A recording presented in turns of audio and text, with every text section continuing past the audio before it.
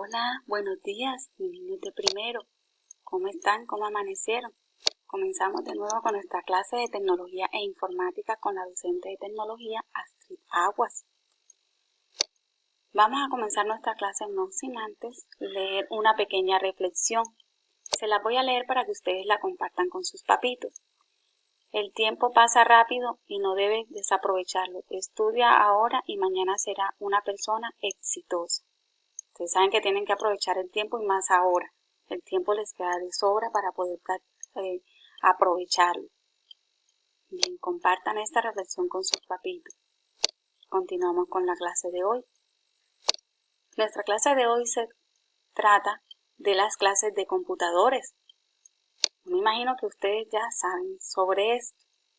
El primer computador que tenemos acá es el computador portátil. Ustedes saben que es un computador fácil de llevar a todos lados porque es pequeño y liviano y cabe en un bolso.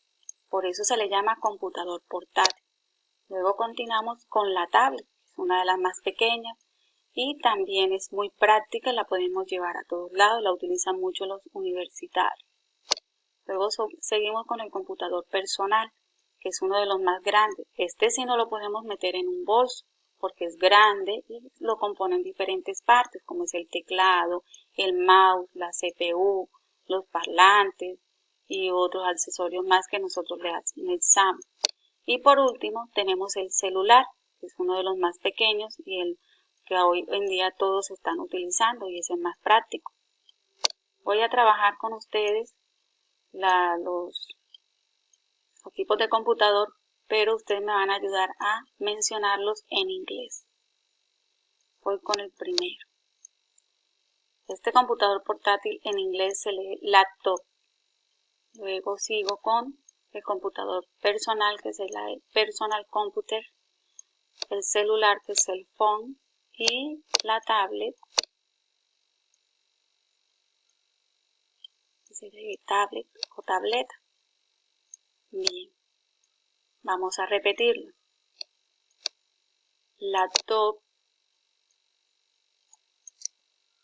cell phone, personal computer y tablet. De nuevo, computador portátil, computador personal, celular y tablet. Repetimos, laptop, personal computer, cell phone y tablet.